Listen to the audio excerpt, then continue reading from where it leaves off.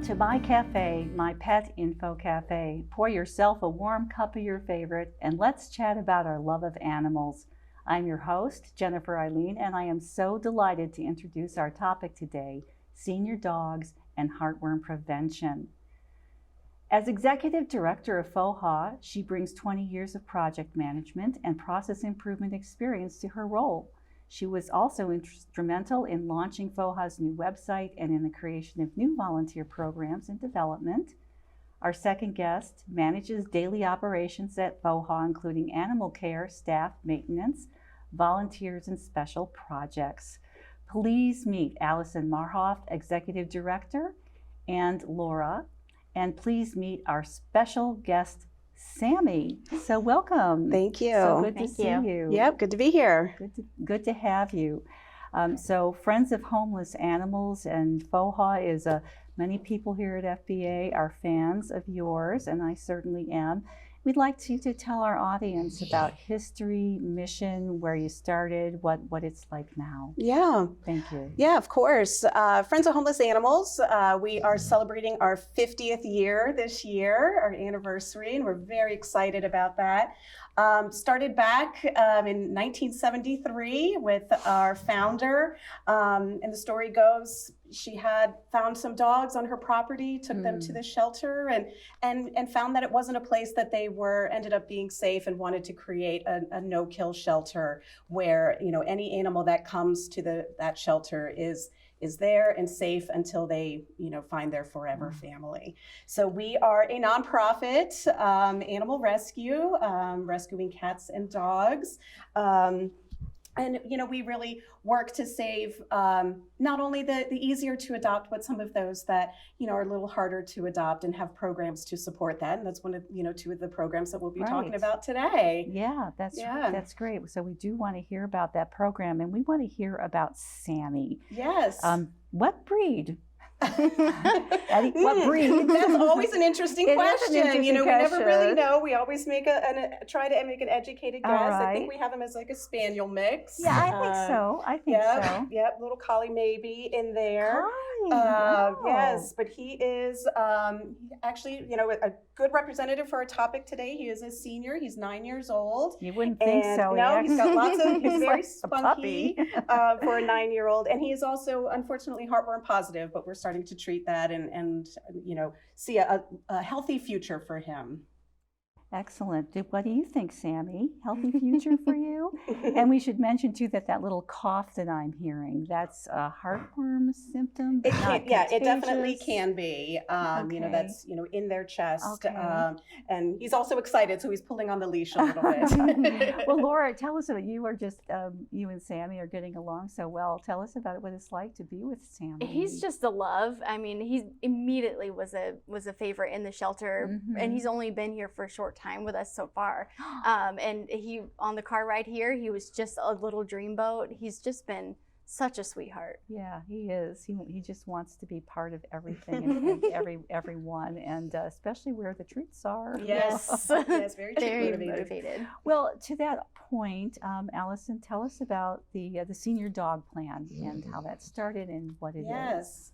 Yeah, we recognized about 5 years ago that our senior dogs were not getting adopted as quickly as, you know, some of the younger dogs, and talking to potential adopters about, you know, what was your concern here? What was, you know, why wouldn't you adopt a senior dog? And kind of led to our plan. And, you know, what we were hearing was concerns about medical costs for an older dog.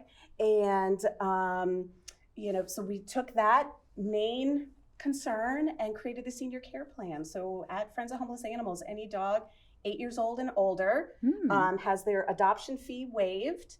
And right now they get $1,500 worth of reimbursable dollars towards medical expenses. So they submit receipts to us for exams or any type of treatment that they're going through.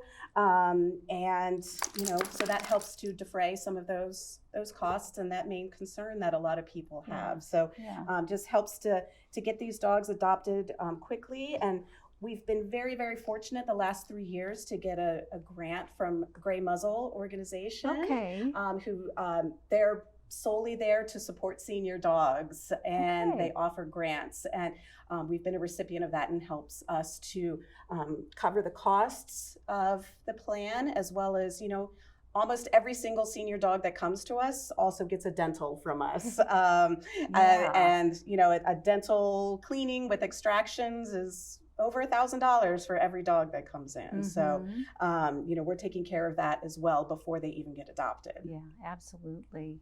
Yep. So has Sammy had his dental, and how did he do? He's just been into us for about a week now. Okay. So, yep, he Oh, has so that's- not had his dental yet. Okay. I'm sure he's going to have an appointment here soon. And, Yeah. our vet has already seen him and given him a once over. So, he's in pretty good health besides the heartworm and the, Yeah. that dental. Oh, that he'll he's need. he's just so lovable. So how many dogs have been through the senior plan? Yeah, we try to, on average, do about 2 a month. So, about every year, we're looking at around, 24 to 25 dogs a year that we're adopting out, and rescuing them from shelters where they, are at risk of being euthanized. We pull from shelters Okay. that may have to, because they don't have the funds that we have to support a program like this. So we're so excited to be able to do that, and help these dogs out. All right. So just say more about that, because that's something that I'd like to be more familiar with. So you actually reach out to the shelters, they reach out to you. How does that work? Yep. A little bit of both. Okay. We have partnerships with local shelters and shelters in North Carolina and in Southern Virginia. A lot of the times they'll kind of contact us, say these are the dogs that we have. Our intake manager will kind of talk to them, discuss behaviors, discuss medical, and then every now and then we'll find them through social media. People will reach out specifically for us, or even our intake manager will put out asks for senior dogs. That is so helpful, and what you do is so special in Yeah. that way. Well, so senior dogs, do they have a lower adoption rate? And what is the comparison of adopting people wanting younger dogs or puppies or senior dogs? Oh, according to the ASPCA and studies they've done, senior dogs get adopted about 25% of the time, whereas younger dogs, it's about 60 to 70% of the time. So it is a significant difference in adoption rates. So we're happy to be able to step in and help out and get more of these dogs adopted. Well, absolutely. I mean, who wouldn't? Just looking at the energy level and the lovability, and so what would be some of the benefits, advantages? Yes, dear, Let me show you. Yes, I'm loving. Why didn't you show me? It's all right, really. It's all right. Yes. I've had doggy kisses before. Well, a lot of times with senior dogs, as you can imagine, they have most likely been in a home before, so they've had training. Yeah. They are housebroken in, a lot of cases. Their personalities. You can, as a puppy, they're kind of still developing, and you don't know what they're going to kind of evolve into. They're usually a lot calmer in the home. Like every home has 3 cameras. And, yes, lights. Definitely sleep a little more of a couch potato, want to go for shorter walks. So, if that's your lifestyle, senior dog is, definitely an option. Okay, that's good. And anything else? I've fostered senior dogs before too. Oh. They're a lot of fun, again, because they're a lot more low key. They get along with my dogs most of the time, and they do like their naps, so they travel better. And despite their age, they're still active. They're still friendly. They're a lot of fun. Yeah, a lot of love to still give. Yeah, absolutely. So, any advice for families who are considering a puppy versus an 8-year-old dog? Any advice for them? Well, puppies expect potty training, puppy biting. There's a lot that could, puppy energy. Yeah.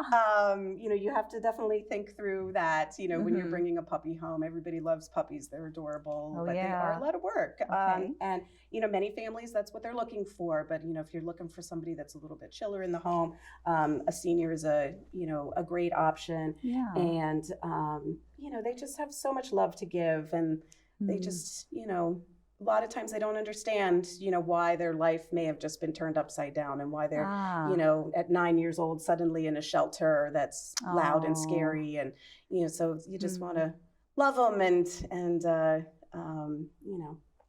give them the life they deserve. Well, that is a really sweet point because, every dog deserves a home and every home deserves a dog. Yes, coming from a true. cat owner, but still. Well, that's really all lovely to talk about. I thank you so much for that context. And then turning to our other topic, I'd like to talk more. Hi, baby. Yes, yes. I'd like to talk more about the heartworm topic and heartworm prevention. So let's talk about that. Yep. Yeah. So. He is also, heartworm positive. We determine whether they're heartworm positive through a blood test. Okay. And so it's called a 40X test. And then we're also testing for microfilaria, which is the, kind of juvenile heartworms, but they're, we're testing for both of those. Okay. And it truly is a worm in the heart. Wow. And it's transmitted from, to a dog from a mosquito that has bit another dog that is already has heartworms. So mosquitoes, they transmit a lot. So, we definitely are, wanting to keep every dog on preventatives, and monthly preventatives are the way to prevent this heartworm from affecting them. So if they do get bit by a mosquito, it doesn't, doesn't affect them. So what's the right time of year to treat a dog for heartworm? Every month. Regardless, doesn't matter. Every month for their life, they should be on a heartworm preventative. Talk to your vet about what they recommend. There's a lot of different brands and types out there for them. So just talk to your vet about what they recommend and make sure they're on it year round, especially here. Our winters aren't always as cold as they have been in the past, and the mosquitoes may not fully die off. So you can still get bit by a mosquito throughout the year. Yeah, that's right. So so adopting a dog with heartworm, what should someone expect, just in terms of activity levels and interaction with other pets, interaction with the family, prevention, care? What should someone expect? Yeah. I've also fostered a heartworm positive dog before. So as they're going through treatment, they need to be on restricted activity. Basically, the treatment kills the hearts in the worms, and as the worms die, they go through the bloodstream and they could go back to the heart. So the least amount of exercise is better. So it's about a 3-month process, maybe even longer depending on what treatment they get. So when you have a dog at home, you do need to keep them on restricted activity. I have dogs of my own at home. What I typically do is keep them separate during the day if need be. They can stay together as long as they're not playing too hard, go for really short walks as they're going through that treatment. Yeah. So going through the treatment takes how long? So they go on about 30 days of doxy to kind of kill off the microfilaria. Then they have their medication. Yeah, which is an antibiotic medication. Then they have their first injection. Usually they stay overnight at the vet, and then they're on restriction for about 30 days after that. And then they have their second and third injection after that. And then usually they're on restriction for about 30 to 60 days after that too. Okay. So the total time period for the treatment is 60 days? Longer? 3 months or so, 3 to 4 months, and restriction while they're going through the entire process. And it is painful for them, these injections. The reason they stay overnight is so the vet can monitor them, because it is a painful injection. And then primarily the restriction is just as the worms are dying off. You don't want them getting into the bloodstream and going places where they shouldn't. So, so that's the main reason for the restriction. And, heartworms are not something that pass from a dog to another dog directly. So they can be in a home with another animal. They can be in a home with cats, with humans. It's nothing that passes, from food bowls or licking your face or anything like that. It truly is from a mosquito passing it in the bloodstream. So, they're fine in a home. It's just keeping them activity restricted. Okay, so any way to prevent your pet from getting heartworm in the first place? Just the monthly preventatives. Okay. That's the big thing. Yeah, Okay. that's the main thing. Just keep them on that. Hi, It, like I said, it is a prescription, so you have to go to your vet and get it. But you know, it's Yeah. worth it because you know, the treatments themselves not only are time consuming, they're expensive. Okay. They're over $1,000 to $1,000 to $1,500 for the entire course of treatment. So keeping them on that monthly preventative is a lot less expensive than the future. And once they have heartworm, if it's not treated, it's fatal. So it's not something that you're like, well, if they get it, it'll be okay. It's it won't be okay, and it's actually a very painful death. So you want to keep the preventatives going every month. That's a very important message. Now, when we talked, I think it was almost a year ago, you talked about really FOHA has a mission to treat heartworm dogs, and can you say more about that? It's something that you've really embraced as an organization. Right. Yeah. Well, we're fortunate enough that we're supported by donors, and donors that recognize the importance of helping dogs that may require some more expensive treatments than other dogs, and we're fortunate to be in the position to be able to take that on, whereas many other shelters, they don't have the funding to put $1,000, $1,500 towards one dog. So, that's where we step in and take those dogs that require that level of care. And, no shelter wants to put a dog down because they have heartworm. But if they don't have the funding or the adopters to come, that might be the result. So that's where we step in, and other organizations like us that, have that funding to help, and we're happy to do it. So the lucky family who adopts, or whom Sammy adopts, yes, what can they expect with him, his life, and his care? Once he's through treatment, everything it should be back to normal. I actually adopted a dog that went through heartworm treatment from FOHA, and he's 6 years old now and full of life, and no ongoing issues from it, thankfully. So really there's nothing different once they're through the treatment and everything's cleared. That's really good to know. So so many things that can be done. So is Virginia and is the Mid-Atlantic more likely, is at a higher risk of heartworm regionally? I don't know the numbers, but yes, we do see quite a lot of it, especially Southern Virginia, which is where in North Carolina, warmer, where we pull a lot of where our shelter partners are that we pull from. So it is rather prevalent around for the dogs. So symptomatically, if I have a dog, and what would I need to look for in terms of knowing that the dog had heartworm? I think most of it's just the blood test. I mean, they Really? will cough, but you won't see much else. You may see some lethargy, but I don't think it's that symptomatic as far as that. I think the best way to tell is through a blood test. Yep. And they typically do blood tests every year at your vet. Typically when symptoms start happening, it's a little more in advanced stages. Okay. And when just with any disease in an advanced stage, it's harder to treat. So it's his coughing. That's just one thing you may hear, a little bit of chuffing. But it's the annual test that you just want to go in and make sure, especially if you've missed a preventative 1 month, or where they may have gotten infected during that time. So, but even though my dogs are on preventatives every month, I still test them just to be sure. Yeah. So that regular vet checkup, that regular prevention is so important. Yep. That sounds really important. And when someone adopts Sammy or any dog from you, we always let someone know that they're heartworm positive. so they know that. Of course. Yeah. And is there a special diet or a special food that they need to be on? No.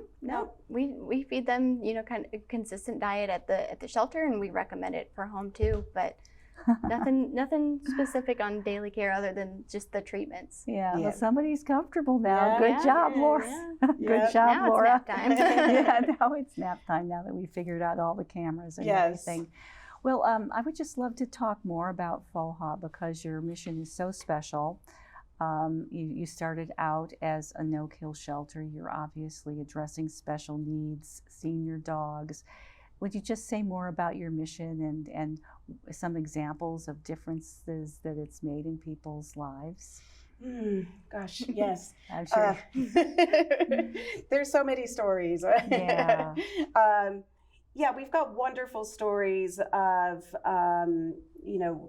senior dogs that, were, we had two dogs that were put in a shelter when their owner passed away. And we put a plea out and instantly had a family step up and take both of these two senior dogs and labs, big lab dogs. And they love them and they transform their lives. They're just so excited to have dogs in their home again.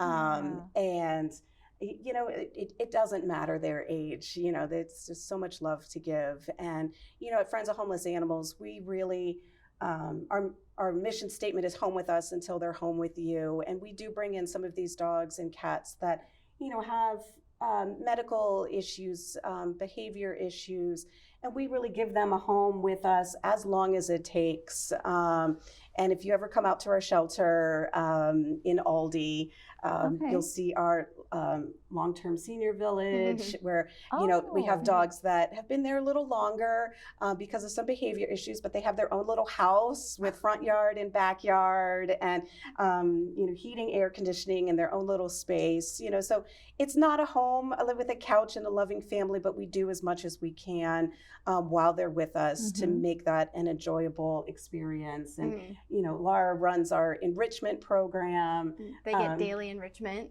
so they get exciting things that happen every day too. They get play groups with our program manager, weekly or almost daily walks from volunteers. We're really, really lucky with our volunteer base too. Right, and that's something that you're involved in, the shelter, some of the volunteers. Can you say more about that? Yeah, I kind of do overall just shelter management. I work with the staff mostly on some operations and procedures and things like that, but really I do love working with the volunteers. I think one of the reasons why FOHA is so special is because of our dedicated staff, but we have volunteers with tenures over 15, 20 years, and they must be coming back for a reason, and they really are what makes, I think, it an enjoyable stay for a lot of our animals, because they do come out when it's cold, when it's rainy, when it's really hot, and they're dedicated to making sure that these dogs get walks, that the cats get visitations. We have someone that comes on Thursdays and reads to the cats. So we're really, really lucky. And I think the reason why FOHA is so special is what keeps people coming back. Okay, that's really good. And I know your shelter is kind of special. It's a place that's interactive. And you have the campus in Aldie, which 40 acres in Aldie, which is amazing, and wonderful walking trails to take the dogs on the trails, play yards for them. Our catteries are very special. They're what we call communal catteries. The cats are out. They've got futons to sleep on and couches, and you go in and hang out with them, and can interact with them instead of them being in cages. So that, and they have screened-in porches they can go out onto to get some fresh air. So we really try as much as we can to kind of simulate a home environment while they're with us until they find their forever homes. And Well, that's a beautiful thought to close on. So thank you very much, Allison and Laura and Sammy. And I would like to thank you both from FOHA and for Friends of Homeless Animals for all you do. I hope you have enjoyed our very special episode. For more information about this and any other episodes, you may visit petinfocafe.com.